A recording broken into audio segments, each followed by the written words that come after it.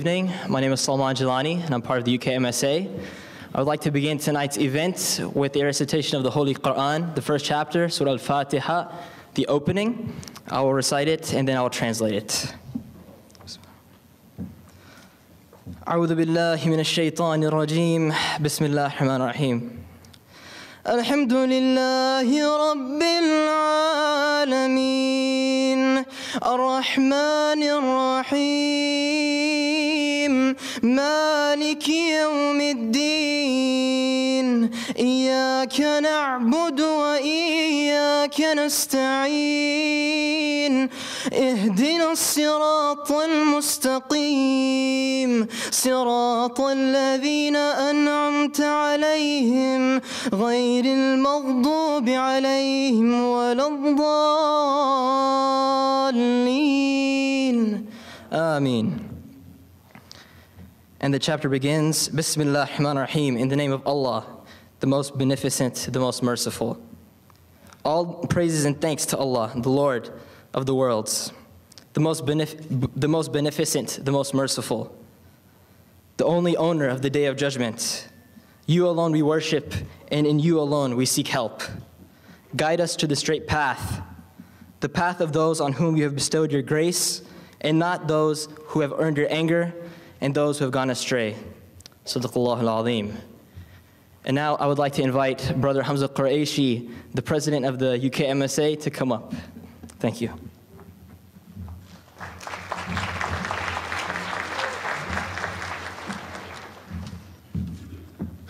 Assalamu alaikum and welcome. Thank you all for coming to this very important event. The MSA has worked extremely hard to put this together along with the Islamic Society of Central Kentucky. Sharia is something that is talked about a lot in the news, but is not really understood fully by either non-Muslims or Muslims. Sharia is basically the way Muslims try to live their life. And unfortunately, because of the lack of education on this subject, there has been a big anti-Sharia movement in America. There are currently 4 states that implement a Sharia law ban, and 18 other states considering a similar ban. And that is according to a 2011 study by CARE Chicago. Recently, a similar bill was introduced to the Kentucky State Legislature from a representative from Harrodsburg. We aim tonight to clarify the misconceptions about this concept and educate the public as a whole by way of our 4 main objectives. 1, what is Sharia, and do Muslims want to implement Sharia law in America? Is Sharia law oppressive to women? Is Sharia law inhumane? And finally, how can Muslims and non-Muslims respond to Islamophobic sentiment in general? With that being said, I want to welcome our Vice President, Qasim Abdallah, to the stage to introduce our first speaker. Thank you.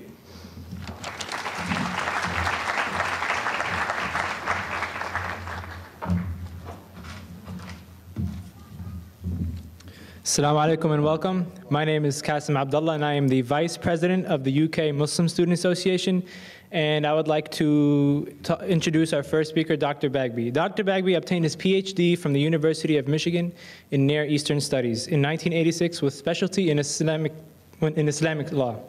His research for the last 10 years has focused on Muslims in America.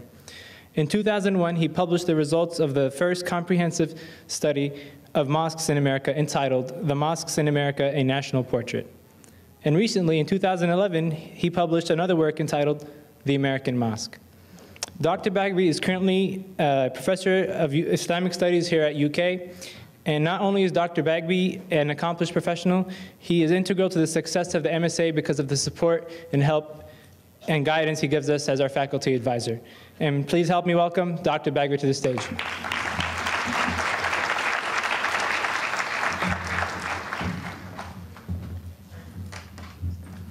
Since everybody's saying Assalamu alaikum, everybody must know that, right? So let me say Assalamu alaikum.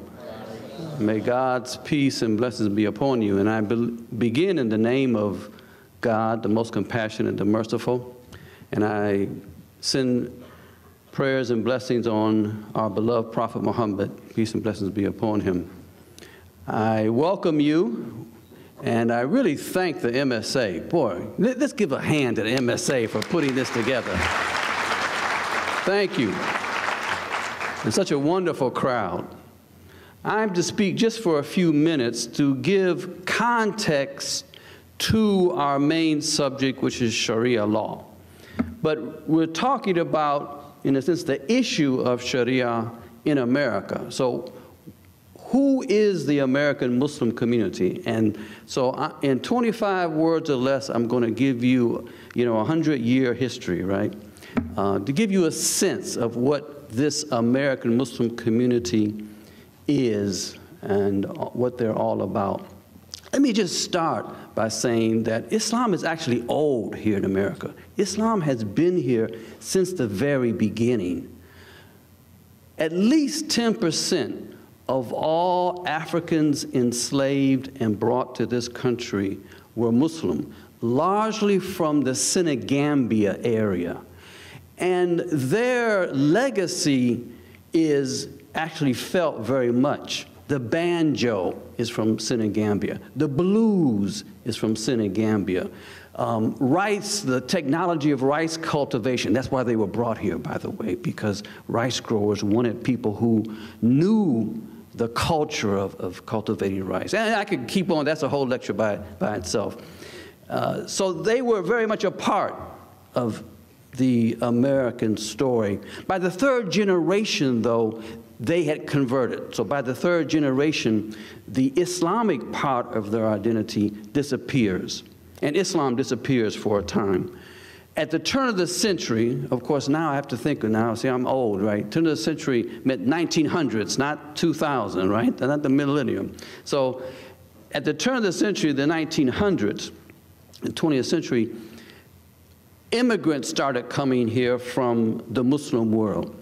And they continued up until about the 20s. In 1924, the American government passed a law that basically stopped all immigration from kind of non-white areas of the world.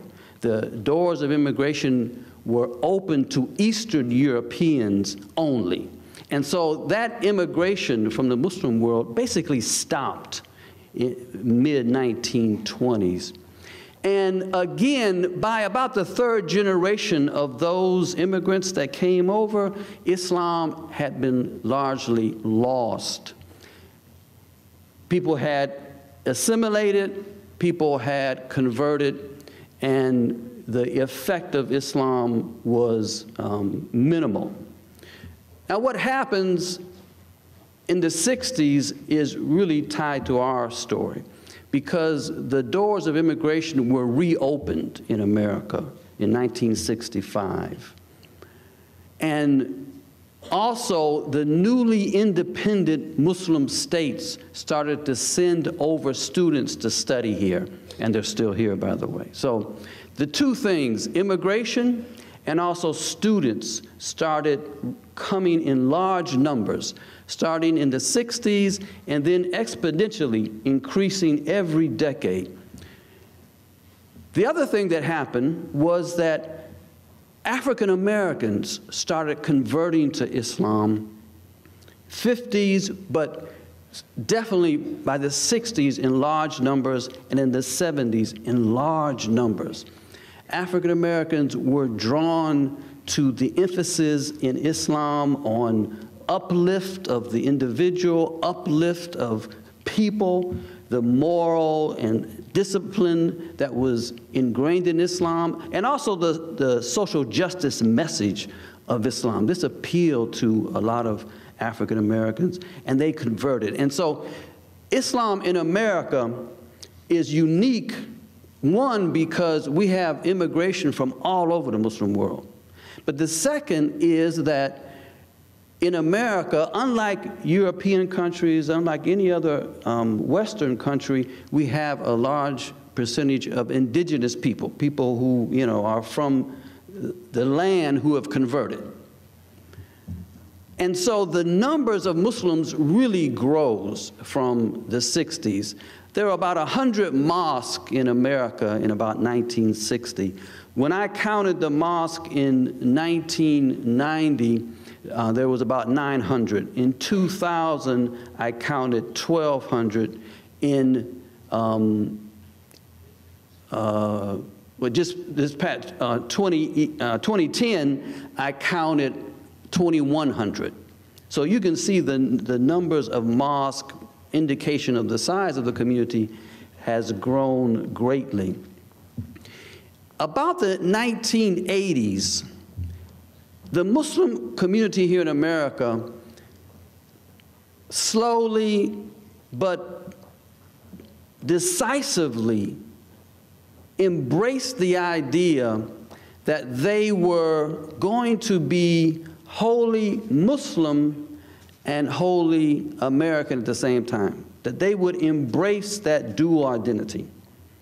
They did not want to embrace an assimilationist understanding of Islam, whereby Islam would be modified so it might fit into America. The Muslims that came did not want to give up their Islam. They wanted to live out their Islam. And by the 80s, this idea developed that we're going to strongly hold on to our Islam, but at the same time, we're going to embrace this identity of being American. And so the idea of being an American Muslim, of being loyal to both, kind of develops. Really, you can see the development in the 80s, and it really has now become the kind of the culture of Islam in America. A man named James Hunter, who is a noted scholar, University of Virginia, he wrote a book on culture wars. That's the title of his book, The Culture Wars. And he argued in an article not so long ago, and I think he was thinking of Muslims when he made this argument. He said, new immigrants to America, new groups of new ethnic groups, new religions that come to America go through 4 different phases, hopefully 4, but 4 phases. One is invisibility. America does not see. And for Muslims, Muslims have largely been invisible, definitely up to the 80s. Muslims were basically invisible. Americans didn't know about the American Muslim population. America became aware of Islam, especially starting in 1979 with the Islamic Revolution in Iran. The Americans started becoming aware of Islam, but they were not aware of that, there is in America Islam. It's really not until the 90s that things start to change. And that's his second stage after invisibility is recognition. And what that means is simply that, okay, there's a presence, and okay, that's okay, they're there. No value put to it. Just a sense that, okay, we have amongst us these people, and they're not a part of us, right? A recognition of an other in our presence. He said the third phase is negotiation or contestation. And that's when the ethnic group or religious group starts desiring a seat at the table, starts wanting to appropriate the identity of the larger society. So, and that's what happened. The American Muslim Society starts saying, we are American. You need to accept us. Accept us as we are. We're not going to change. But we are going to embrace the ideals of America and what it means to be American. And so, starting in the 90s, you start to see this. You start to see this contestation of, okay, are you really American? And we're in this phase right now. And of course, since 9/11, the pace and the fervor and the debate is as hot as ever. I've been Muslim since, 1969.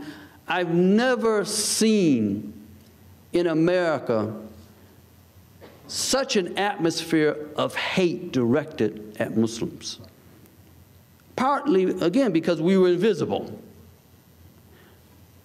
Now the Muslim community is not invisible, and there are people coming out of the woodworks who, one, because they feel that Muslims are not part of the tradition of this country and therefore have no place in this country.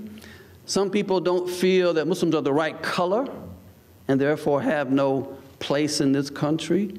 Some people feel that Muslims believe in a faith that contradicts the religion of this country and therefore have no place in this country. And there are some people who believe that if Muslims become an influential voice in America, it will change foreign policy, and they don't want that to happen, so therefore the Muslim community has to be continually marginalized so that they have no influence whatsoever, that nobody hears their voice. And so anti-Muslim, anti-Islamic rhetoric and attacks have increased greatly, especially since 9/11. And I must say just very quickly that, 9/11 was a wake-up call to everybody, to Muslims, that there are hateful people who call themselves Muslims and embrace Islam that do terrible things here in this country. Muslims started their organizations that would try to interface with American society in the 90s. All the organizations that we know, like Muslims know these names, like CARE, Council on American Islamic Relations, Muslim Political Action Council, and all those things, they were all started in the 90s. And when 9/11 happened, they were all new organizations, and nobody listened to them. In fact, every American Muslim organization in this country condemned the attacks of 9/11, but our community was still relatively, unknown, invisible, and therefore nobody heard it, our community. And that's changing now. But the point is simply that our community, the Muslim community, has come under such great attack, and I don't really want to go into all the details, but one of the avenues of attack is Sharia law. And that gives me a chance to get off this stage and hand it over to hand the baton to the next person. Thank you. Assalamu alaikum.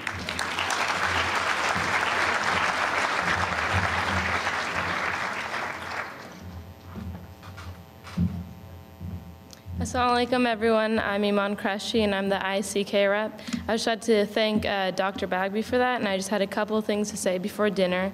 I would like to remind everyone that all the food is halal thanks to Alibaba and UK Dining. And to make this a little easier, we're going to have the front half of the room get food first, and then we'll dismiss the back half soon. And I hope everyone enjoys the food.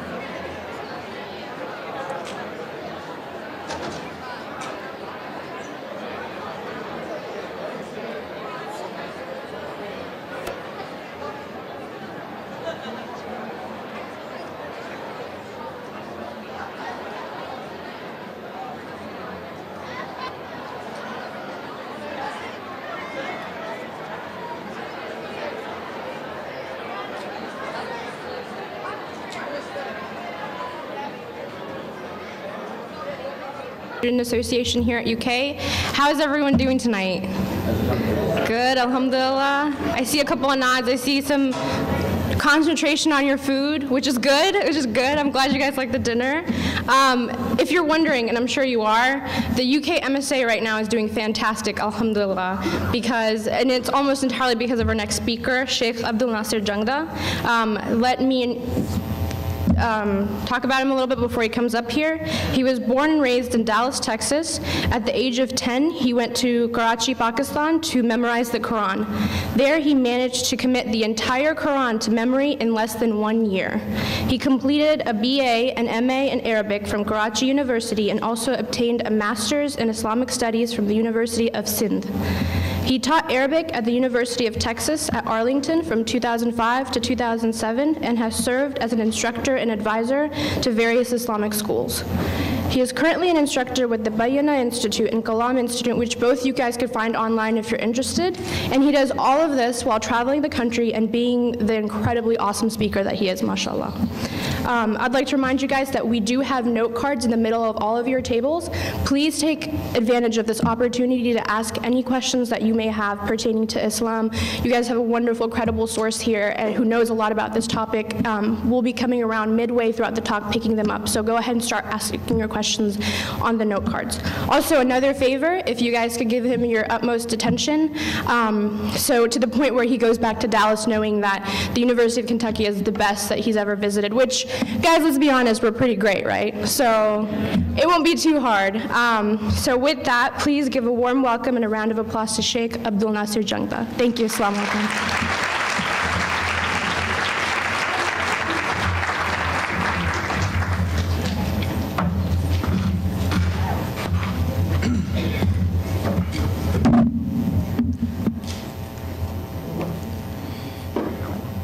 Bismillahi walhamdulillah wa salatu wa salamu ala rasulillah wa ala alihi wa sahbihi ajma'een.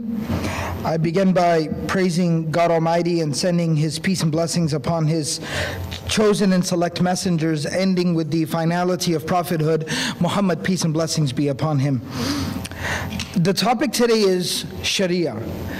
And Sharia law has been the topic of conversation over the past even couple of years, quite intensively. And you know what, Dr. Bagby, which again, you know, I just wanted to mention what a great resource Dr. Bagby is. I was really excited to come here to UK because I knew that I would get the opportunity to meet him and hear from him. And it was really profound what he was sharing with us before dinner. When Dr. Bagby talked about the different phases that a community goes through, it's very, very accurate. And this topic is a demonstration of that same theory playing out. The invisibility, moving on to recognition, and then contestation and negotiation, and we see exactly that. There was a time in America where, forget about Sharia, just like as Dr. Bagby mentioned about Islam and Muslims were invisible here. And so the topic of Sharia was a non-topic. And I remember where the word was just like any other Arabic word. And then eventually we had some recognition of exactly, or maybe just a term in and of itself, and now we're at the table having a discussion about the implications of this word, and the implications of this term and what it represents, and what it presents, and what the outcome or the possibilities are because of this word. So I don't want to get into too much detail, and one thing that needs to be said here is, and I'd like to define the word and then I'll explain a little bit about the concept itself. The word Sharia in its linguistic roots comes from the root word which means a beginning or an opening of something. And it's used different derivatives. The Arabic language, I try to explain to students in seminars and classes that I teach, the Arabic language is a very interesting and beautiful language. In the Arabic language, every single word has a root. And that root has a meaning, has an implication. And what happens from there is that the Arabic language is a language of patterns. You have various different patterns, and you take that root and you mold it and stretch it and bend it and flex it and make it fit onto or into these different patterns. And depending on what pattern you put it onto, it'll develop a subtlety. You know, the best example I can give to you is if you have red colored Play-Doh, then it doesn't matter if it's a square or it's a circle or it's a triangle, it'll be in different shapes, but at the end of the day, it's still going to be the color red. I have a 5-year-old and a 3-year-old. That's why my example is Play-Doh. All right. I realize it's a university and academic institution, right? But my example is Play-Doh. All right. Because I probably have Play-Doh in my pockets right now somewhere. But that's what happens when you have babies at home. So that's how the Arabic language works. And so the root of this word, it means the beginning of something, or the opening, an opening that is very broad. And from there, we have a lot of very interesting derivatives. The word for a street or a path, a road, comes from the same word, Shariah, Shawariah. The word for the word for the opening of a watering station, or a watering hole, what they would call in the olden days, right, was also called mashra, something that leads to water. So when you would kind of veer off the path and you would stop over, like at a rest area, which is a very appropriate example, a rest area, that comes from this same root and this same word as well. And there are so many other derivatives that come from this. But the term for legislating something, putting something down in law, providing structure, legal structure, and governance to something also comes from this word, tashri'ah. And so what's very interesting then is, from the Arabic linguistic classical, the etymological perspective, the etymology of this word Sharia is that in its essence, it basically refers to something that leads to the fulfillment of the needs of people. Something that leads to the fulfillment of the basic needs of a people, of a society, of a community, of a civilization. And that's what it refers to. This word was adopted in the sacred scripture that Muslims hold very sacredly, the Quran, which we believe to be the exact word of God. And in that, God talked about the prophetic tradition.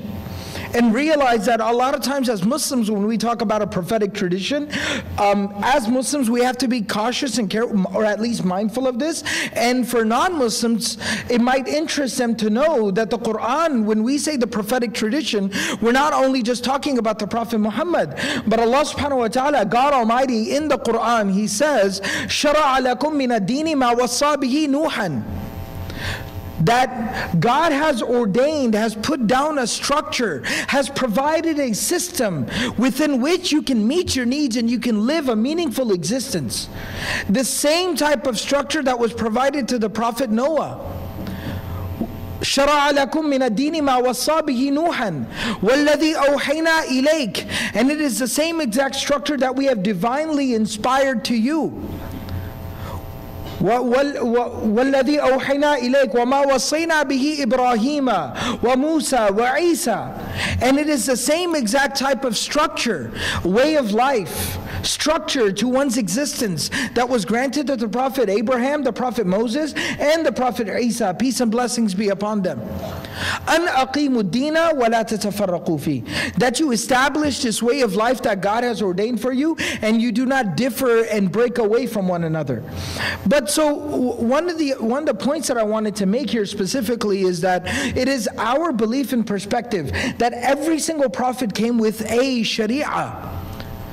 And that what that means is having some direction in life, knowing how to live your life, finding some direction and guidance in your life, and thereby by means of that, having purpose and meaning and fulfillment to your existence. And that's something very logical. We all understand that. We all understand that. So when we go and we look for direction, when we look for meaning and purpose in life, that is exactly what the Sharia what its purpose is within the life of Muslims, is to give us structure and to give us direction and give us meaning and purpose within our existence. And it is the manifestation or the practical realization, the daily practical realization of the actual objective of our existence. As Muslims, we believe that the objective, the goal of our existence, the goal and the purpose of our lives, that if this is achieved, or at least if we live our lives in the pursuit of this goal, this objective, then we deem ourselves, or we deem someone in that position to be successful. That person has achieved the purpose of their life. That person has lived a successful, meaningful existence. And that goal, that objective that we are in pursuit of is the pleasure of God. It's a relationship with Allah. It is to understand who we were created by and to live a life that would be pleasing to Him. And that is our primary objective and goal. The daily practical manifestation and realization of that is what is called Sharia, but that is not the goal. And that needs to be understood. Many Islamic philosophers, Imam Ghazali for instance, has talked about this. And Imam Ghazali is someone that I encourage Muslims and even non-Muslims to read about. That he lived at a time, and he himself was a professor, probably one of the most knowledgeable people at his time when it came to Sharia, when it came to Islamic legal theory. And he grappled and struggled with the fact that it seemed like the means was becoming the goal, and was becoming the objective, was becoming the end.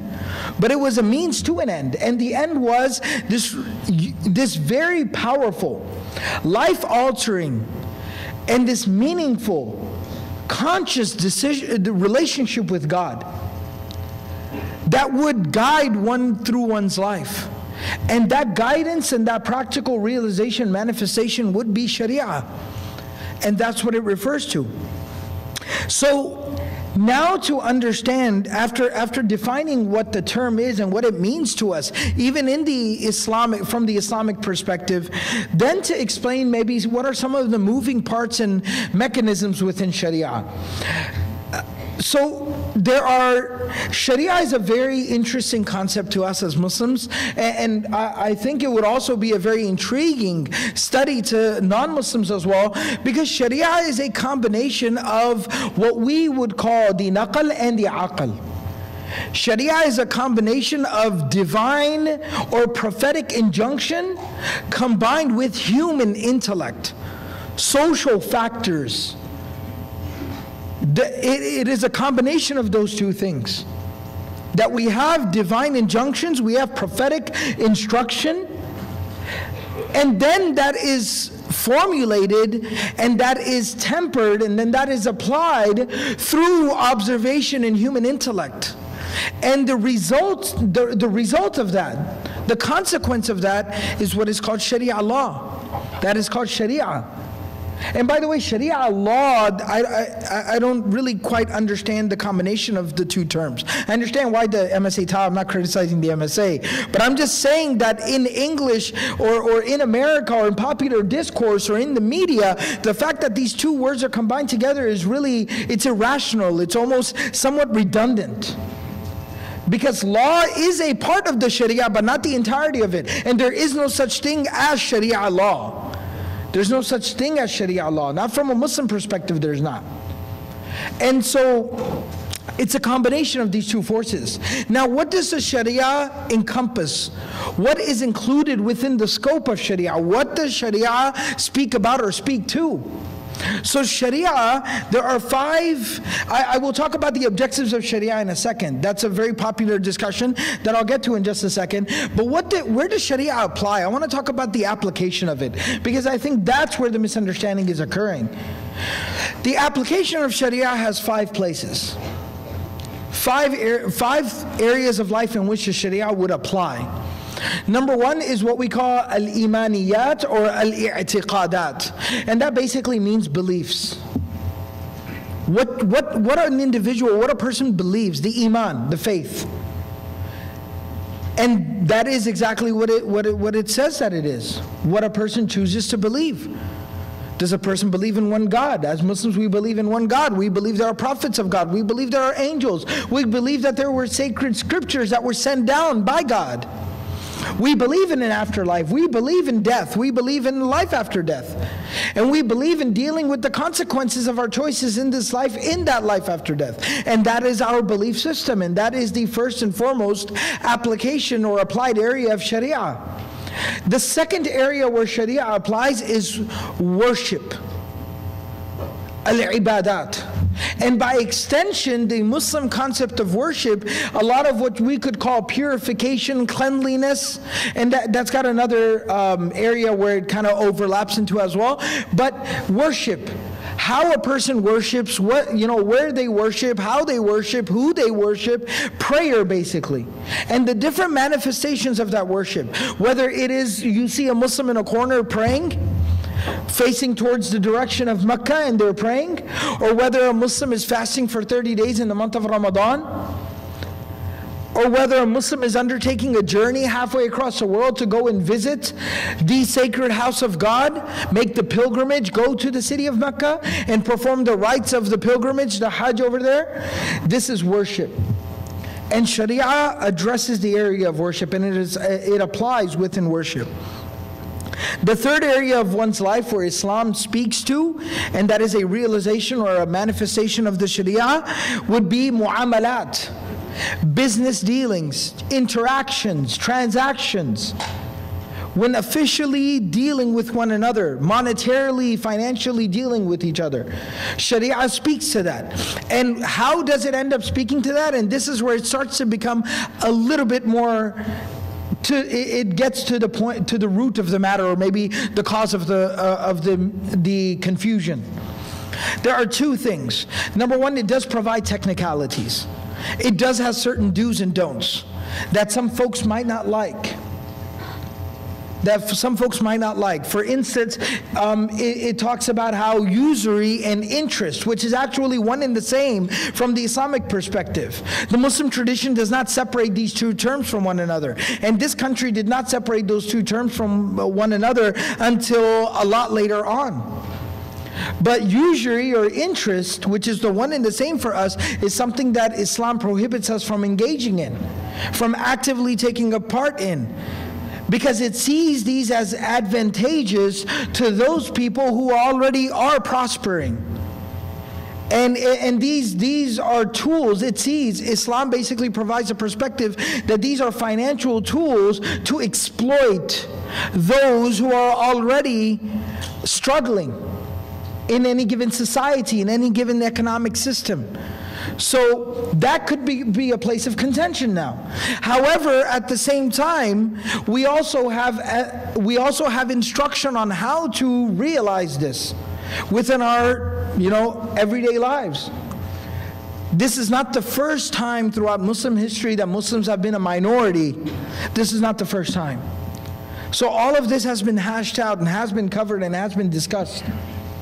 And we are basically told, and that's why if you go to anyone who is an expert of Sharia, a scholar, a religious scholar, and you talk to them and you get, a Muslim goes to them to basically get advice saying, look, I know interest is something we as Muslims should not engage in. However, at the same time, in these circumstances, as a citizen of this country, it is unavoidable for me. I'll give you an example of this. Insurance, in its essence, especially the way the industry operates today, insurance in its essence is a form of usury based on the Islamic and the Muslim definition of usury and interest. It is a manifestation of that.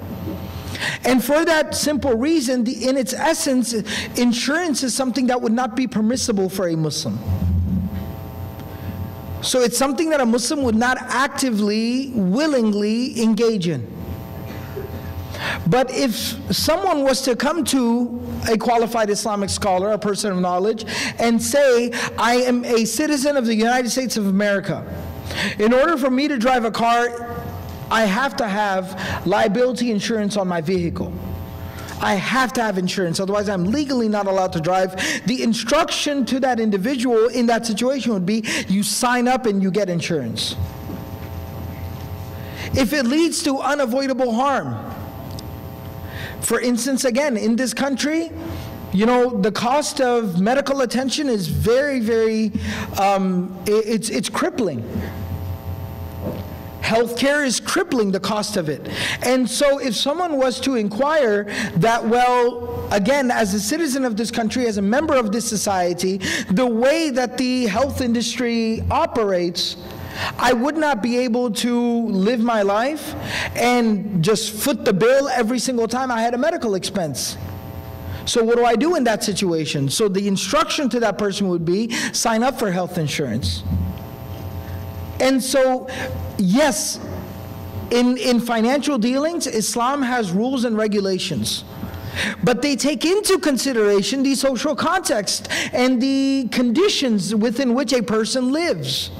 It takes all of that into consideration, which, by the way, as a little bit of a side note, you know, the strictness, if that's what you want to view it as, in terms of usury or interest, I think anybody who has been alive and awake for the last 4 years in the United States of America should have absolutely no problem with that.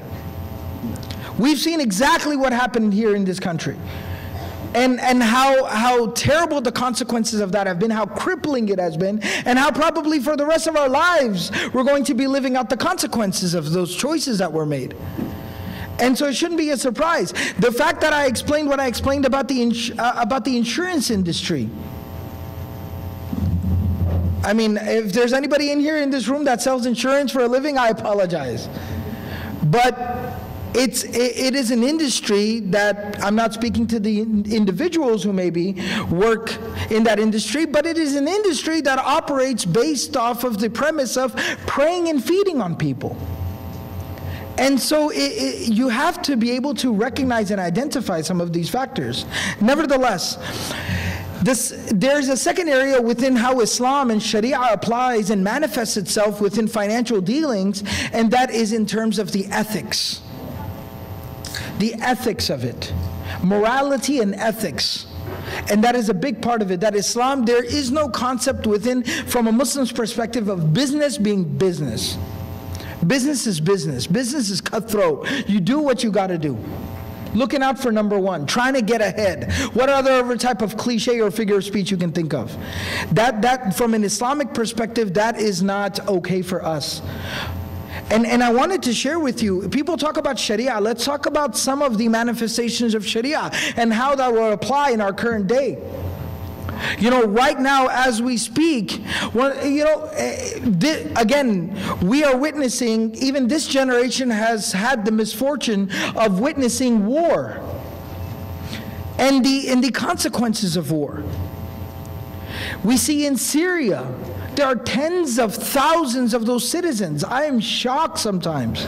I don't understand how in the world that we live in today, in our civilized, modern world, how you can wake up one morning, and we were talking with some of the guys over here and some of the girls, that you can wake up in the morning and check your Twitter feed and you find out that 500 people were massacred in one village in one town last night while we were sound asleep. Like, how is that still going on in the world that we live in? You know, recently and this might be a sore subject for some, I'm not speaking to the politics of it. I'm just talking about the loss of life and how tragic the loss of life is. You know, the bombing that's going on right now in Gaza, that just started up a day or two ago. That just the pure loss of life and how tragic that is. You know, and a lot of times we don't realize. I was looking at this morning, I was playing with my kids, I was just talking to them and just playing with them, and I looked at my kids, and you know, anybody who's a parent, when you look at your child, your heart just fills up with love. There's no feeling like looking at your children, especially when they're younger, before they start making trouble. But yeah, there's a lot of parents in here who pay college tuition, so they're like, I don't know what you're talking about.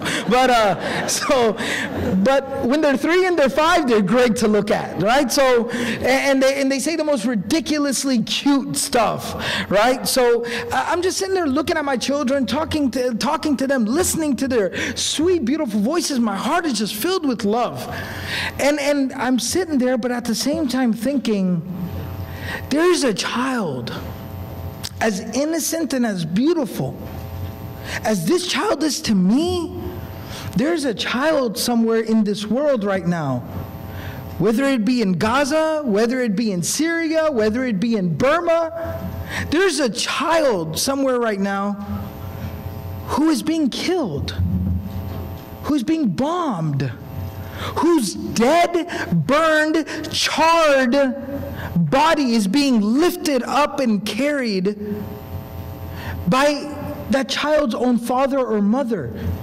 And the tears are falling on the child's dead body. That is going on in the world I live in. And part of Sharia is that the Prophet Muhammad, peace and blessings be upon him, he says in a narration,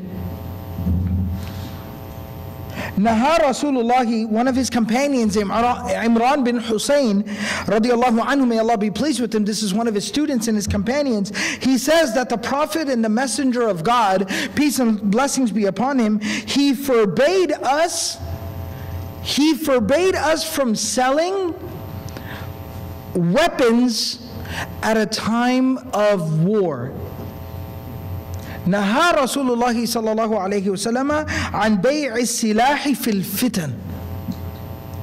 He said it is forbidden. He prohibited us. That it is not allowed for someone to sell weaponry at a time of unrest, at a time of war and turbulence. It is not permissible. This is a part of our Sharia code. Part of our Sharia code, look at the world that we live in and how there is suffering, there is poverty in the world that we live in. In the modern, sophisticated, civilized world that we live in, there is poverty and starvation and suffering. That the Prophet of Allah, peace and blessings be upon him, the Sharia says, Al-jalibu marzuqun wal-muhtakiru mal'unun. That somebody who goes and gathers food items, necessity, food, medicine, clothing, blankets, necessary needs of people. Somebody who goes and collects necessary items for people's survival and brings them to people who are suffering or in a time of suffering or in a place or a situation or a time of tragedy, then that person will be fed, will be blessed, will be taken care of by God, and all of the creation of God prays and wants good for that person. That is a part of Sharia. وَالْمُحْتَكِرُ مَلْعُونٌ. And someone who hoards, price gouging. Somebody who hoards and price gouges necessary items like food and water, medication, at a time, at a place, in a situation where people are suffering. When Hurricane Sandy hits and people are left without water for a week, when Katrina happens and people have no water to drink even, that somebody who says, this is it, this is my time to make a buck, get rich quick, that I'm going to load up a truck full of bottled water that I bought for $1 a piece, and I'm going to go sell it there for $10 a pop. Make some money. That somebody who does that is cursed by God and cursed by the messenger of God and cursed by all the creation of God. That is a wretched, horrible, accursed human being. That's a part of our Sharia.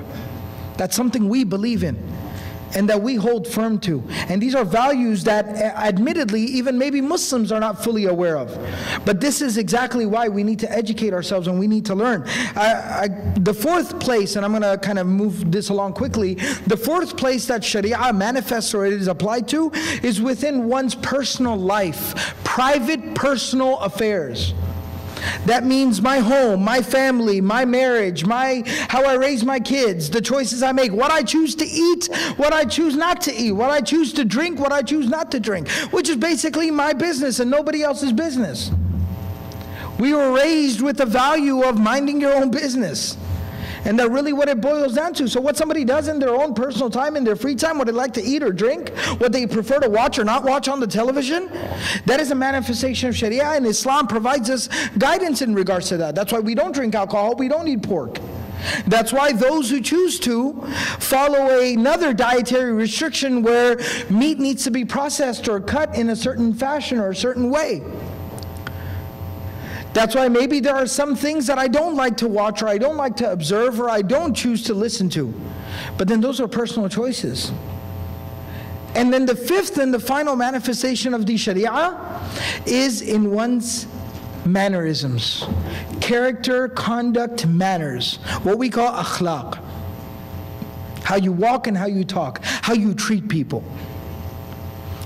And it guides us in that regard to the highest possible noble character. So this is kind of the manifestation of Sharia and how it manifests itself. So what do we basically end up realizing? What do we basically end up realizing? What we end up realizing is that the vast overwhelming majority of what Sharia addresses is just the daily, personal, practical, everyday life of any human being. That has no implications of government or governance or lawmaking or law enforcement. There is a very, very small, minor area of Sharia that does address governance and government and lawmaking and law enforcement. But what needs to be understood and said, and I know this was one of the points here in today's presentation, but what I basically wanted to say, we were listening from Dr. Bagby. I mean, Dr. Bagby would tell you he's been studying Islam for probably 30, 40 years.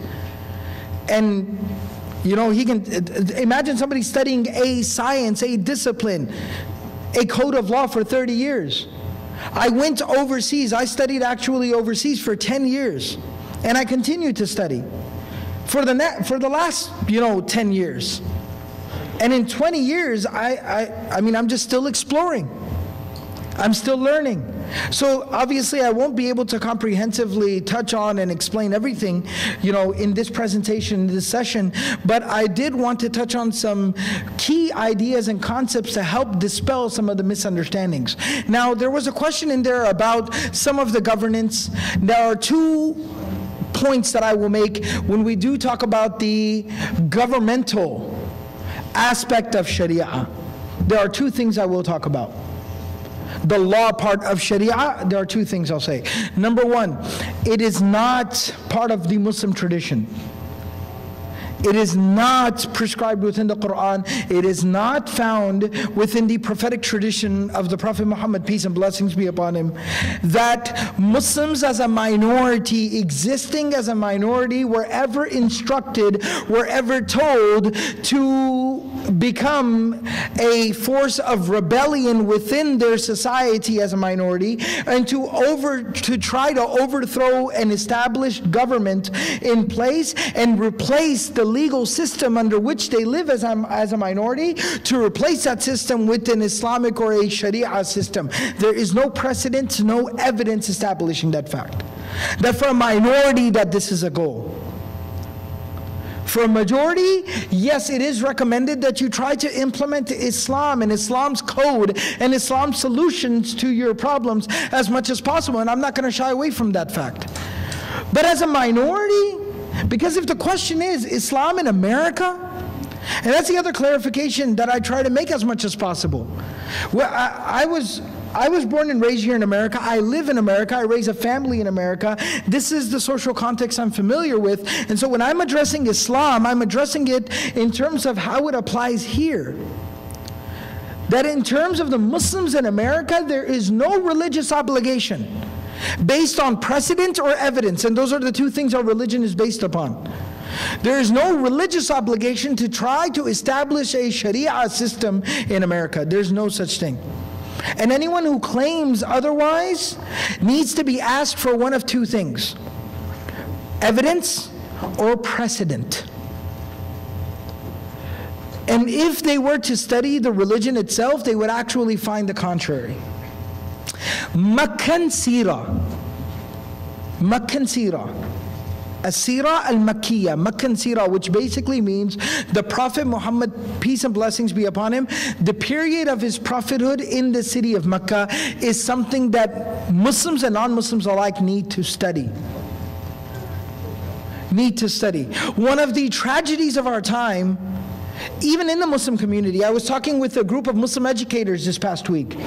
I was telling them that one of my teachers had actually imparted this wisdom to me, that one of the tragedies even within the Muslim community is that there became an obsession, a fascination with Medina and Sirah.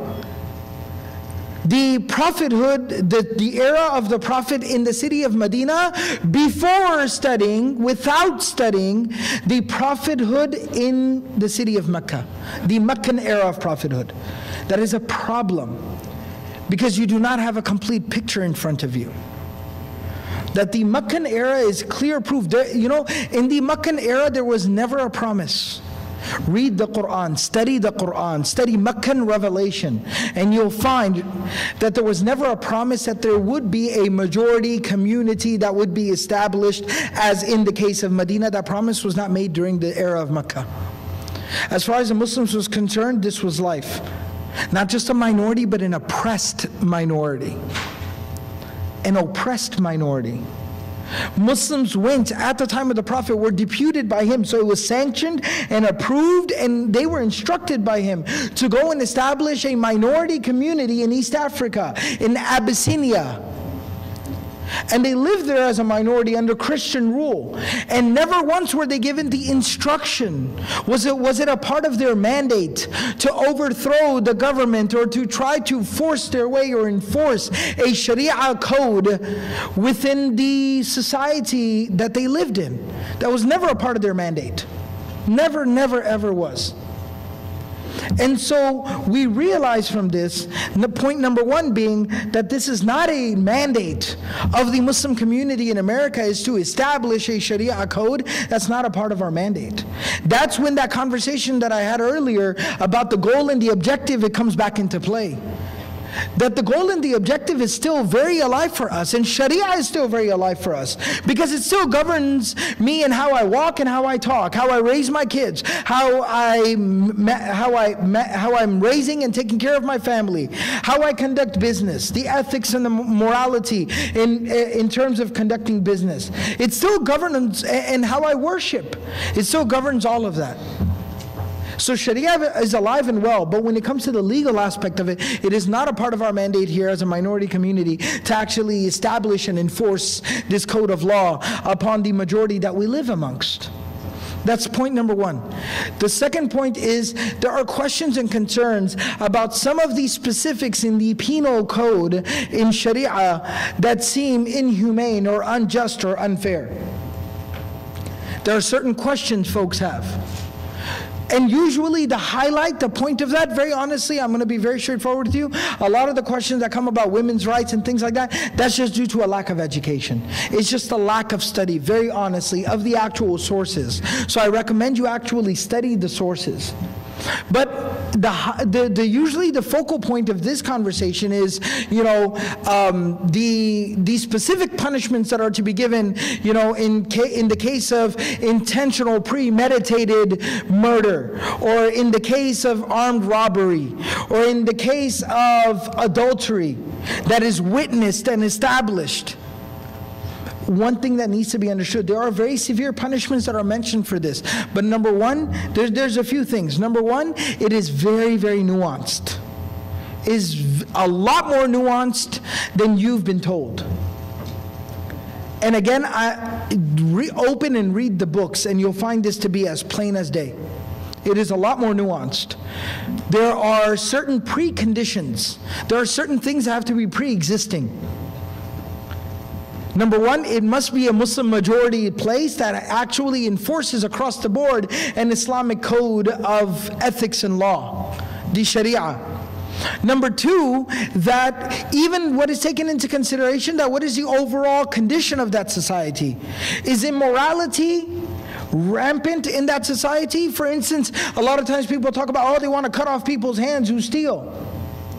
Well, it takes a lot of things into consideration. First of all, what is the level of poverty within that community? What are the economic circumstances within that society? Is there a welfare system in place? And then if all of those things, which by the way, if you know a place like that in the world, please let me know, because I'd like to move there with my family. All right? We know the world that we live in. We know the world that we live in. There's people struggling. You don't have to drive very far. Even if you live in a nice little subdivision, drive 5 minutes away from your house and you'll find real struggle. You'll find real struggle, where sometimes people don't even have an opportunity. So it is, if there is fairness in that society, economic opportunity, a welfare system that provides the basic human needs of people in that area, disenfranchisement is little to none. Those are the pre-existing conditions. Then, if all of that is in place, then the second thing that is taken into consideration is then there are other things, other factors, other things that have to be in place, prerequisites. First of all, who is this person that was stealing it? Sound mind, sound emotionally, sound intellectually? Do they have some extenuating circumstances that have not been taken into consideration? Then, what were they exactly stealing? Were they stealing food? Were they stealing clothing, like basic clothing, like a blanket or a shirt to put on their back? If so, absolutely no. No punishment for this person, because we should have been taking care of that. Then there's no punishment in that situation. And let's just say it's none of this, and all these conditions are in place. Then what is the value of what they are stealing? It has to be a valuable item. Then it's not something that was left out in the open, or it was unguarded, or something that was exposed. It was something that was under lock and key. So basically it's like armed robbery. It's like breaking and entering. When all of these conditions are being met, then finally the end result and the end consequence, and there's absolutely no shred of a doubt that this is the person who actually stole it, then that punishment would be levied. This is the type of nuance. And even now I'm kind of cramming it together. So there's a lot of nuance even in these areas of discussion that have not been taken into consideration. And so when people outside of this nuance, without an eye or an attention to detail, are talking about these topics and issues, it literally results in, it is nothing more than propaganda at that point. It is the alienation of a minority in a society.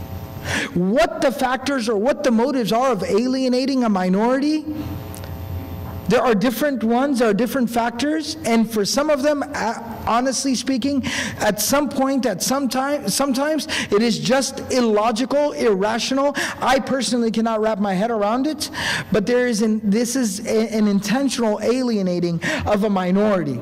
And we in our country, Dr. Bagby is a lot more knowledgeable and a lot more fitted to talk about this than I am, but in this country we have a history of the terrible things and the tragedies that can occur when you behave irresponsibly like this.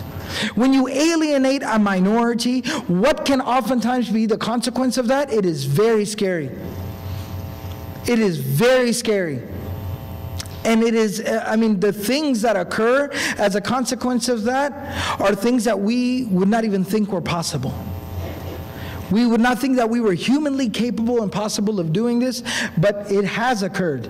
And history will repeat itself if we do not learn to rise above that, if we cannot be better than that. And so, basically, to conclude my presentation here, one of the things I wanted to very quickly present is Sharia aspires to 5 primary values. Sharia aspires to 5 primary values. Number 1, freedom of religion. I'm kind of rewording it, but the protection of people's faith and their right to worship, but freedom of religion. Number 2 is protection of life. One of the values is the sanctity of life. Number 3 is the ability to, the freedom to think. Intellect, rational thought is the third quality, the third value. Number 4 is the protection of family. And number 5 is the protection of personal property. These are the 5 primary values that Sharia strives. Sharia is in place to basically accomplish these 5 goals. And I want you to think about the 5 that I basically just said and see to what extent we disagree with that. And the last thing in terms of, because something I touched on was Islamophobia, and the demonizing of Muslims and the alienation of, the Muslim community. One of the last things I wanted to present here is,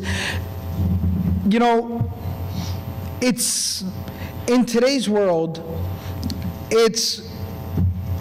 let me put it this way, as a Muslim, to visit maybe Muslim majority parts of the world, Muslim countries, Muslim majority countries, to some people there, because just as we are being misinformed here, there is misinformation there as well, no doubt. But it can be a shocking idea for someone to be proud to be an American and also proud to be Muslim as well. But that stems from a very, very specific place. I listed to you the objectives of the Sharia. Sit down and compare that. Put those 5 points in front of you as you read through the Constitution. List those 5 points down and place them in front of you as you read through the Bill of Rights. And then tell me about the similarities that you're able to draw between the two. One of the very interesting things that I was kind of reading through was that, and this is a point of major contention between people who argue about separation of church and state and things like that. This is disputed to quite an extent, but one of the very interesting things that I was reading was the Treaty of Tripoli from 1796, or it was signed by the Americans actually in 1797. And Article 11 of the Treaty of Tripoli is something that is heavily disputed between these different groups that are kind of constantly debating back and forth about separation of church and state. But it's very profound and very interesting as to the foundations of even this country.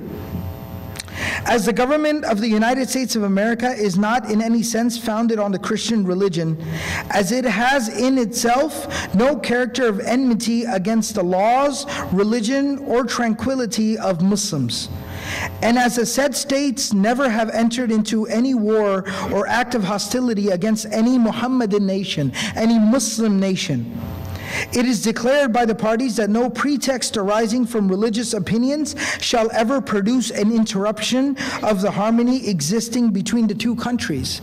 This was between a Muslim majority country and a Christian majority country, that these were the terms of their relationship with one another. These were the founding fathers, the people who laid the foundation of this great country that we live in, that we are citizens of. Take into consideration that if there was a minority community or a minority population that were citizens of this country, that were as American as anybody else, then what would be the attitude of the government and its people and the citizens of that country towards their fellow citizens?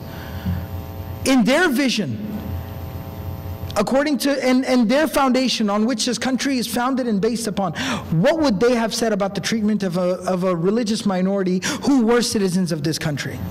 What would they have said about that? And so that's something for us all to think about as Americans. That when we hear hate speech and we hear hate talk and we hear xenophobia and Islamophobia, when we hear this type of xenophobic talk, we should be intelligent enough, thoughtful enough to take this into consideration and realize that that is un-American. That is as un-American as somebody overseas in another country talking against America. That is just as un-American. Because that was not the foundation or the vision with which this country was founded and built upon. And secondly, as Muslims, being American and keeping that in mind, we also need to go back and study Islam. I'm going to air a little bit of dirty laundry here. I'm just going to say it. All right? As Muslims, it is very, very sad how little we know and how uninformed we are about our own religion. I mean, I'm not going to ask anyone to raise hands because I'm not trying to put people on the spot, but ask yourself if you've ever read through the entire Quran cover to cover translation. As a Muslim, ask yourself that question. If you've ever read the entire translation of the Quran cover to cover, If you at least have enough basic Arabic knowledge to be able to understand what God is saying to you directly. Have you put in that much time or effort and energy to learn that? Ask yourself as a Muslim, ask yourself, have you ever read the life of the Prophet Muhammad, peace be upon him, from cover to cover, from beginning to end? And in how much detail have you studied his life? How aware of you are you of Muslim history, of the Prophet's life, of the message of the book of God, the book of Allah, the Quran? If the answer is a little disappointing, then it's really, really easy to understand why there's so much misinformation and miseducation and misunderstanding out there, because we who say this is our religion know so little about it that we don't even know what's right and wrong. So how are we expecting somebody else who does not practice this religion, does not claim this religion as their own? Why am I so upset with them when they are misinformed, when they misunderstand? So we really have to learn to be critical of ourselves, and if we want to improve our situation, then complaining is not enough. Complaining is not enough, but it's time we did something about it.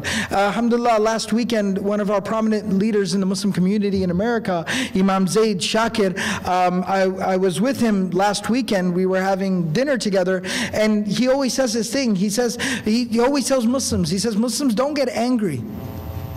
He says, Muslims, don't get angry, get even. And what he means by that is, do something about it. Oh, they're misinterpreting the Quran. They're mistranslating this. They're saying lies about the Prophet. Well, then correct it. What is the verse actually saying? What is the actual translation of the verse? What actually did the Prophet do in this situation? Then that's the problem. So it's about time that we did do something. It's about time that we learned. And it's not that difficult, it's not that hard, it just takes a little bit of effort. We're sitting here together sharing a space in an academic institution. This place is about learning. This place highlights the potential and the ability of people to learn and enlighten themselves and grow. And so let's be inspired by that. And let's continue to grow, and let's continue to learn, and let's improve ourselves, so that we not only improve ourselves as Muslims, not only as a Muslim community, but we improve ourselves as human beings and as citizens of this great country. And so that we can realize both the values and the principles of our religion and this country, and we can actually become a role model society for human beings worldwide. I pray and I hope God gives us the ability to practice everything that was said and heard. Thank you very much. Jazakallah khairan. Assalamu alaikum.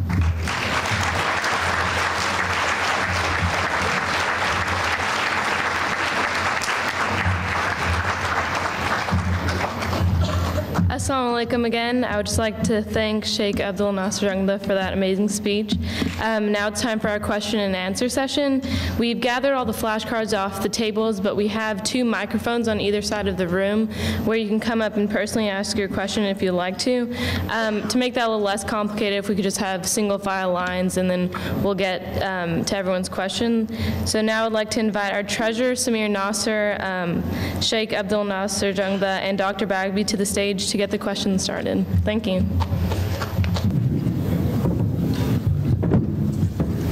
Assalamu alaikum. My name is Samir Nasser, and as Iman said, I'm the treasurer for the UK MSA. We'll begin with a question on the note card that I have. The question is, how do you explain gender equality for women under Sharia law when women's rights in the Middle East are constantly oppressed? No. So one of the etiquettes that we learn as students is to always show respect to our senior scholarship and the more learned people. But there's a phrase in Arabic that says al-amru fawqa al-adab, that you try to show respect and etiquette to people older and more knowledgeable than you, but when they tell you to do something, you basically got to do it. So the question is about gender equality and women's rights in Islam. When we witness what we witness, maybe in the Middle East or in other parts of the world, where the majority of the people there are Muslim, then how do we reconcile that contradiction? Because that's essentially what it is. Part of the answer of that is, well, there's two things I'll say about that. Number one is we have to be able to differentiate Islam and its teachings in its proper form from the actions of people. It is unfortunate. I don't like giving this answer. That's why I'm kind of hesitating a little bit and I'm kind of stumbling here, because as somebody who primarily works within the Muslim community, as an educator in the Muslim community, it's sad that we actually give that answer. That, you know, we have to say, well, they don't really represent the teachings of Islam and their actions are not representative of what we believe and what we actually preach, but it's sad. And the Quran speaks about how sad it is that we don't practice what we preach. But nevertheless, that is the obvious answer to that, that is unfortunate, that is not correct, not something we agree with, and not something that Islam espouses, but it is the unfortunate reality. Part of empathy, which is a prophetic quality and the quality of any decent human being, is also trying to understand where people come from, realizing we're not perfect here in this society, so why are we expecting anybody else anywhere else to be perfect either? So, you know, there are problems in any given society, and there are certain political, social, economic factors that a lot of those societies have dealt with. I mean, we've all, again, if you've been keeping up with the news for the last couple of years, we've been witnessing this revolution in the Middle East, the Arab Spring. And if you really study that, then you realize that, you know, a lot of these societies have lived under oppressive rule for not just the 40 years that this said dictator was in power, but for the last 200 years. They were colonized. These were flourishing, civilized societies. They were the pride of their era, and they had civilizations that were beautiful, were flourishing. They were colonized, they were occupied, they were oppressed. And after a long period of time, they climbed out from under that occupation, that colonization, only to result in dictatorship and more oppression and more tyranny. And so there are certain factors. I'm not making excuses. If a woman is being oppressed somewhere, she is being oppressed, and that is wrong. That has to be put an end to. But what I am saying is that as groups, we have a bad habit. It's a human problem to judge people. That we have to take a lot of different factors into consideration. But the bottom line is that they do not represent the actions of Islam. Secondly, second part of that answer is also that there's a different reality to be witnessed when you interact with common people in an actual place, when you travel to a place, when you're like, let me just put it this way. I've actually traveled around the world.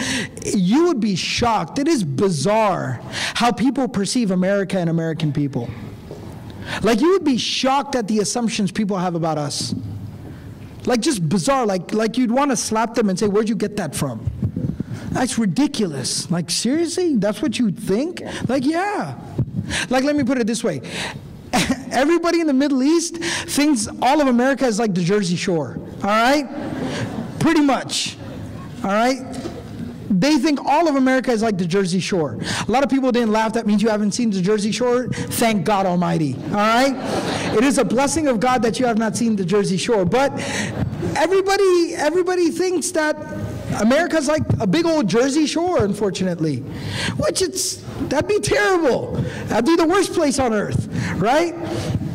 But that's not the reality. So same thing, what I'm basically trying to say is based off of what we're shown on media or what we've been told through a particular outlet, don't assume on behalf of everyone there might be a lot of different circumstances once you actually go there. Okay. Hello. Hi.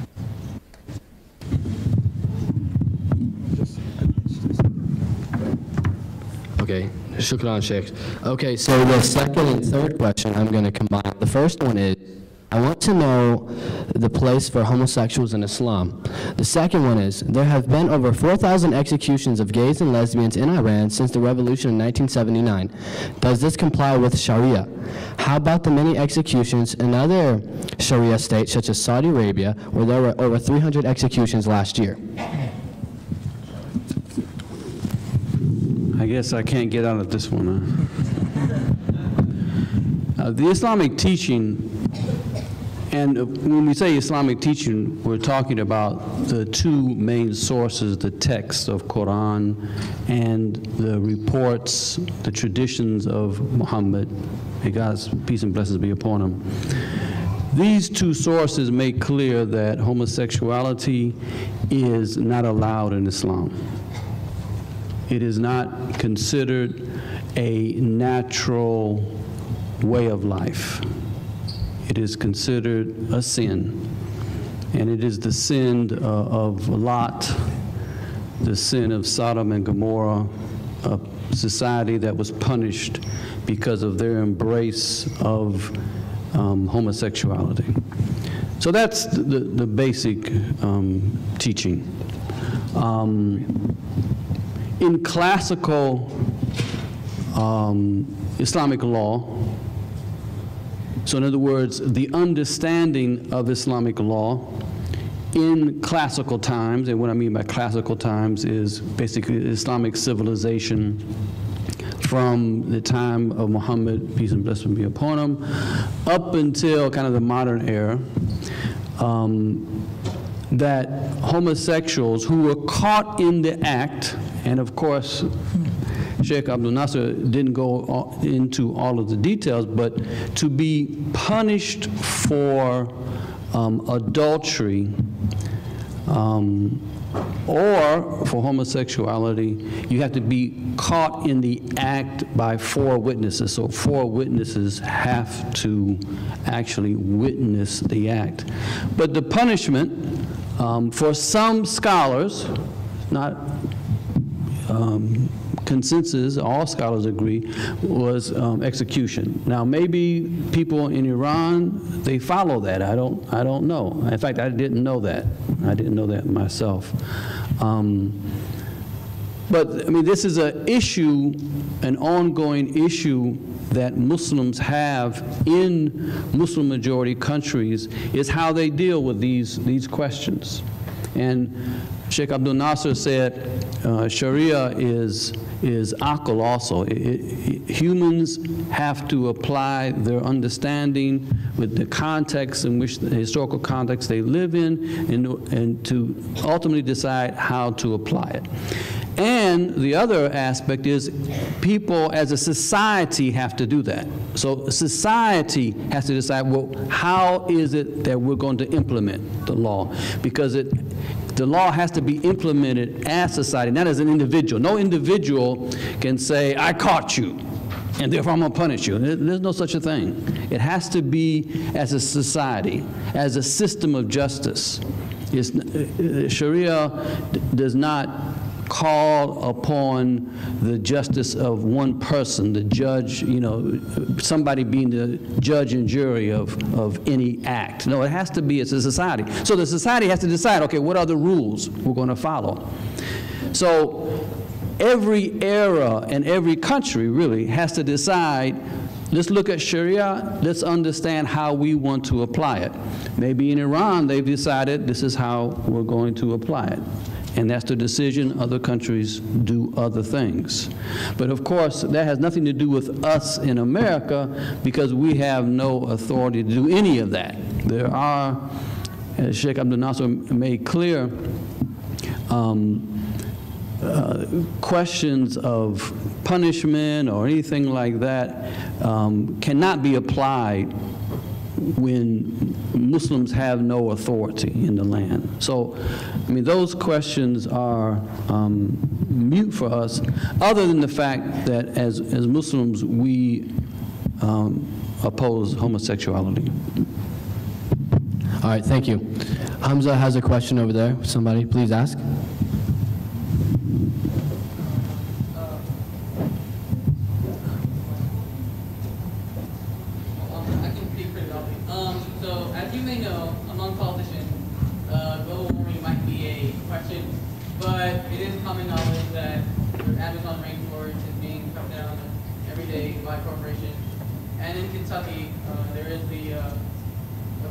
Mountaintop removal for coal, for corporations, and all around the world, the environment is slowly but actually deteriorating. In your opinion, what do you think Sharia law will do for the environment and for the earth as a whole? So, understanding what Sharia law really talks about and what it addresses, and understanding, it's like musical microphone. So it's, understanding that Sharia law doesn't necessarily mean like some new code of law that we're planning on or that we would end up instituting here, but Islam and its teachings, what it advocates, what it says about the environment. And again, looking back at Muslim majority countries is not going to be a great example of that. But generally speaking, what Islam has to say about the environment is it's actually a very, very important issue. There are so many different topics within it. One thing, first and foremost, from a faith-based perspective, the Quran, when it introduces us to God, when it tells us about who Allah is, it introduces us to Him through His creation. So the basic, especially the early revelation within the Quran, it says, look at the sky, look at the sun, look at the moon, look at the stars, look at the ocean, the trees, the earth, the animals. You know, it tells us, look at all these different things and marvel at how beautiful, remarkable, unique all of this is, and then realize that there is a creator who created all of this. So when you really think about it, for us, you know, literally all the creation of God, the environment in the Quran is referred to as ayat. These are signs of God. So as we continue to destroy the world that we live in, as a Muslim, it's very discerning, because we are destroying the signs of God. That's one thing. The other thing is then there is specific advice within the Quran and within the prophetic tradition, such as, you know, wastefulness, overindulgence, electricity conservation, energy conservation. Energy conservation. The Prophet of Allah, peace and blessings be upon him, in a narration in a prophetic tradition, he actually talks about, he instructed the companions, the Muslims, to put out the lantern before you go to bed. Don't leave a lantern burning while you go to sleep. Why? Because why is it on? Right? I mean, what's the point of it being on? Conserving energy.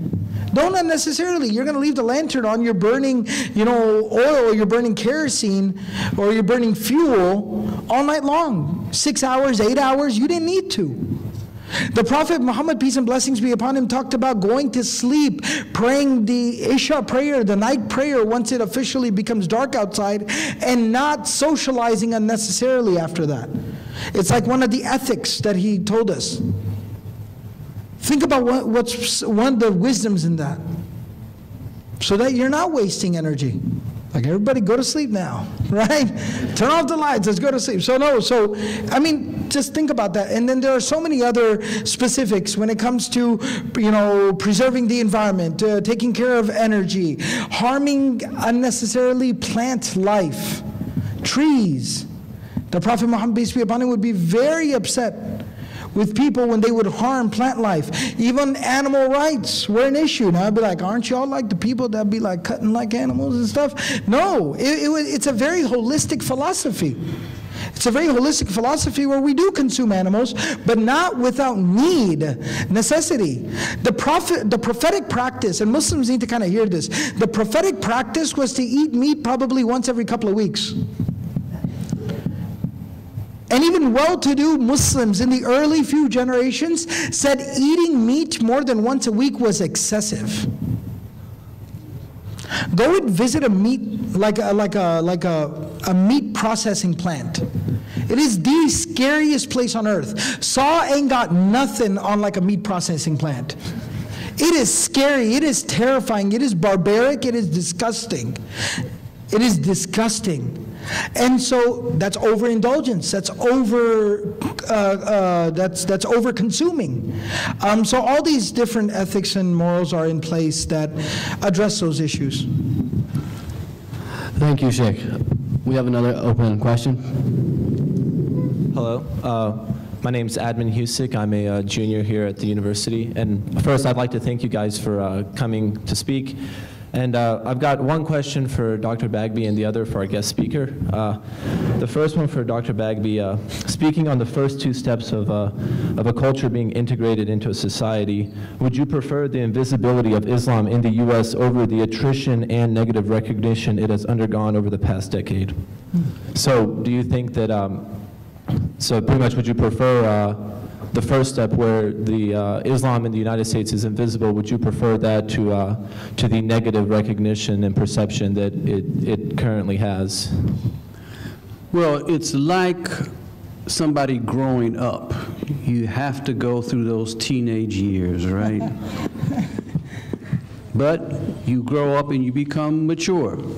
So it's one, inevitable, and two, it's the right thing. It's the right thing that Muslims expect and demand a seat at the table, that they be recognized as being part and parcel of this country and not marginalized, excluded, ignored.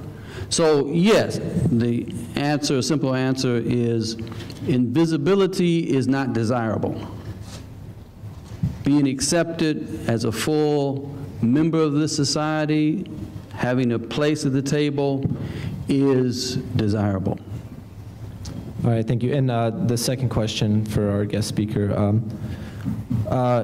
You mentioned about a thief stealing, and my question is, even if a thief knowingly steals money or jewelry or any other valuable possession for his own gain, is he really deserving of physical harm? And does that punishment seem harsh and outdated, considering there are more modern remedial ways to punish somebody that might steal? That's a very good question, there's a lot of different things to take into consideration. One thing I would definitely say is, again, I want to kind of reiterate that there's a lot of pre-existing conditions and a lot of requirements that have to be met in order for that punishment to finally, that person to basically be fitting for that type of punishment. But even in that case, given all of that, all those preconditions, your question is, does that still really seem fair at the end of the day? One of the very interesting things is that these types of punishments are meant to be deterrents. And just the known fact that they exist, or maybe even a couple of unfortunate souls suffering through something like that, is meant to be a deterrent, and kind of cleanse society from those ills and those problems. And one thing I do have to comment on, I do have to say is, a lot of times we might see other forms of punishment that are prevalent in the Western world or the modern world that might seem like better alternatives, but are they truly better alternatives? Those are questions we have to seriously ask ourselves, because I don't think that we are critical and contemplative and introspective as a society as we need to be. When we look at the industry of incarceration in this country, that how it is a full-fledged industry, we look at how it is an alienation of that entire population, how they are removed from or excluded from basic rights and basic treatment once they've undergone that experience, and how the system is almost geared in such a way, and society is built in such a way so that after somebody makes a mistake, they basically become a leper, social leper, for the rest of their life. So in either case, there are severe repercussions, and it's something that has to be reconsidered and reevaluated either way. But it is a very, very harsh punishment, but I would say two things to that. Number one is that there are a lot of preconditions that have to exist before that is even possible. Number two, in and of itself, it's meant to serve more so as a deterrent, rather than an actual punishment that there's like an assembly line. People are just being put through the grinder. It's meant to be more of a deterrent. All right, thank you. My pleasure. We have one more open question. Please ask. Good evening. My question is, you all mentioned that Sharia law is from the Quran and the other prophetic meanings. My question is, I've heard a term called law of abrogation, and I'm wondering how what was that word again? Law of abrogation. Abrogation. And I'm questioning how that impacts your view on Sharia law and how Sharia law is implemented with that in place. And if you could explain what that actually means. Well, the Quran itself says that there are certain laws that in earlier times in the life of the Muhammad were abrogated for new laws. So, for instance, in the very beginning, drinking of wine was not prohibited. It was, in fact, allowed. You weren't supposed to come to prayer drunk, though, right? And then later, it was prohibited. So at one point, so it's kind of an evolution.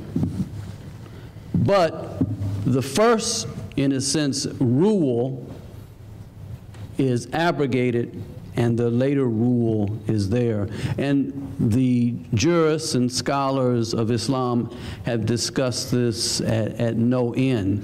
There are not a lot of examples of abrogation, but it is there. Okay. Thank you.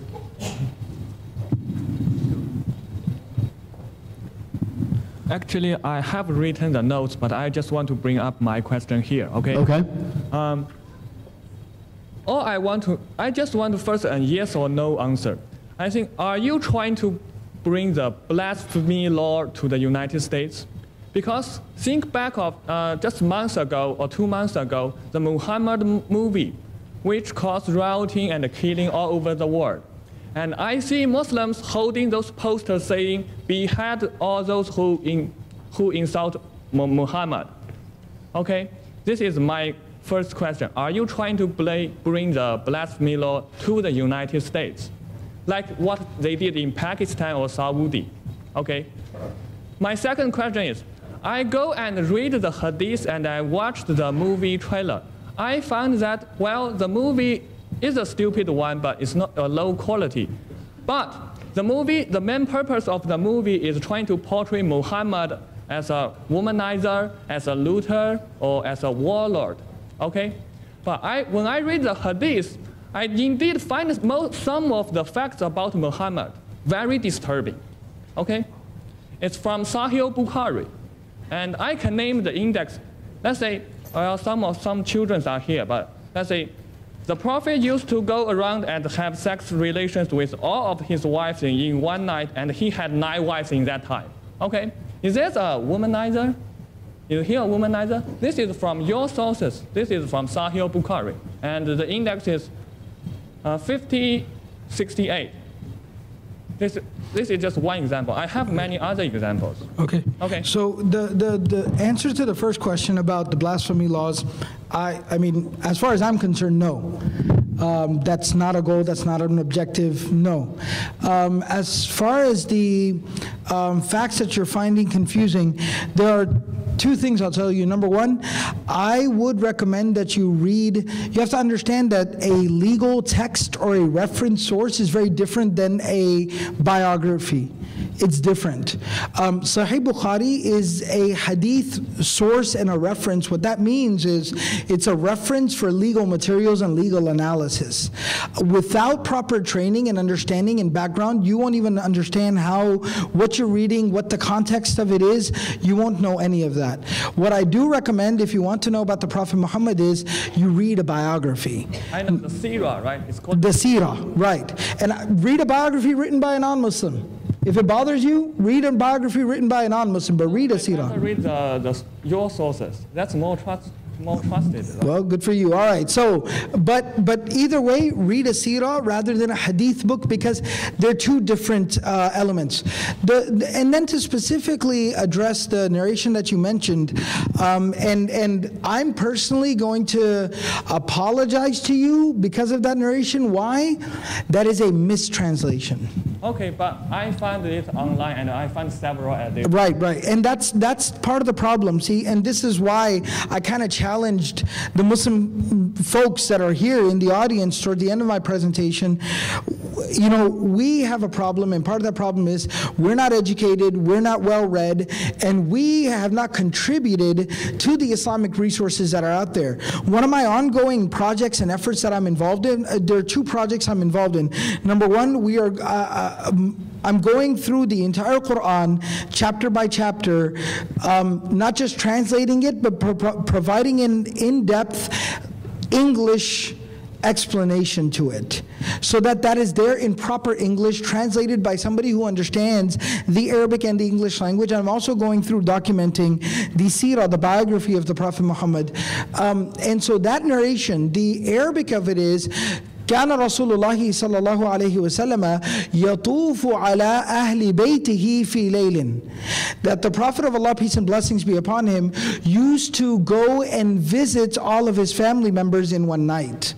What that means is that the different homes, he used to stop by and check on them.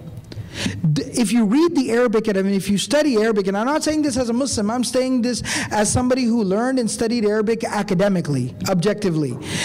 الطواف على البيت أو الطواف على أهل البيت means to literally visit people. For instance, in classical Arabic, that same figure of speech, that same expression is used about cats.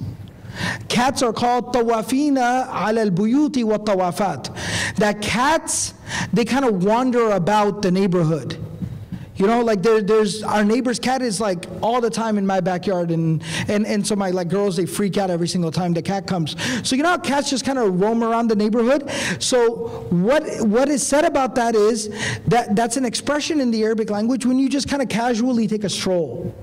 It's an expression in the Arabic language. So that narration says that the Prophet used to take a stroll through the neighborhood and stop by and check on family members. But it does not literally speak about intimate relations at all. It does not. Well, I have checked even my mother tongue. I am a Chinese. I have checked the Chinese translation. It's still saying the same thing. So I hope one day you can provide us with absolutely trusted. No, and I appreciate you doing some reading and asking intelligent questions. Thank you very much. Thank you. Do we have any more, Hamza? Yes. Okay. Assalamu alaikum. Brother Nasir, thank you very much for such a wonderful narration of the Sharia. I will quote a verse from Matthew, which I read about 30 years ago. I went to a Christian school. It was, judge not, you shall not be judged. Condemn not, you shall not be condemned. And forgive, you shall be forgiven. Is Matthew 17. Then we have a constitution which says freedom of religion.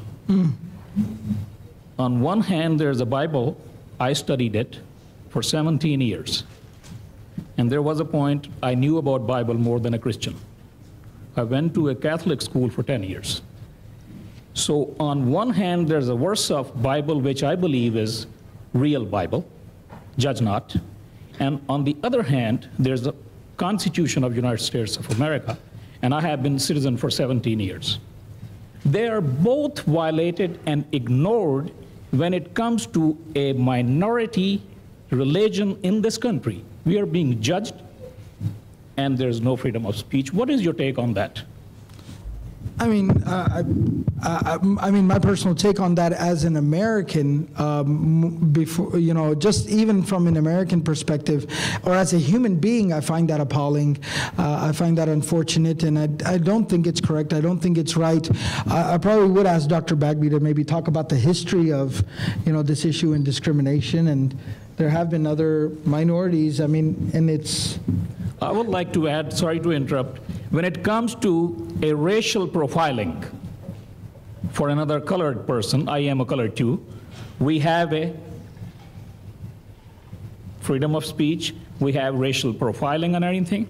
When it comes to Islam as a minority in America, all the rules are violated. Freedom of speech is violated. Bible is violated. So what would be your take on that? I mean, I think it's incorrect. It's not right. I do think it's important for us to not succumb to a victim mentality, but try to better the situation and better and raise the discourse and try to strive to aspire to higher values. But it is an unfortunate reality. And I mean, the truth of the matter is, we're not just the only minority that this goes on with. This is a human problem, and to just be very honest and not beat around the bush about it.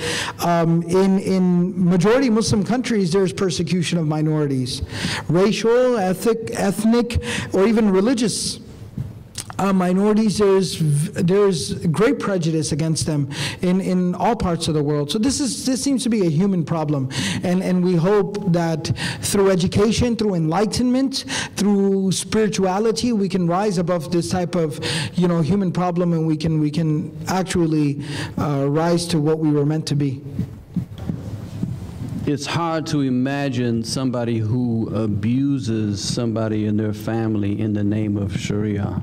It's because it's contradictory to Sharia. Either it's willing disobedience or ignorance, one of the two. Because in any Islamic family, there can be absolutely no what we might consider abuse, whether psychologically or physical abuse. So it's not Sharia or Islam that motivates, it's the kind of human weaknesses that we have. It is our personality that leads men and women to abuse one another. If they really followed the example of Muhammad, peace and blessings be upon him, and the example and the teachings of Quran, they would not engage in any form of abuse. Okay, that's it for the questions. And thank you guys, everyone, for coming. It was a great event. Please give a round of applause to our great speakers, Dr. Ihsan Bagby and Shaykh Abdul Nasir Jangda. Thank you, everybody, for coming.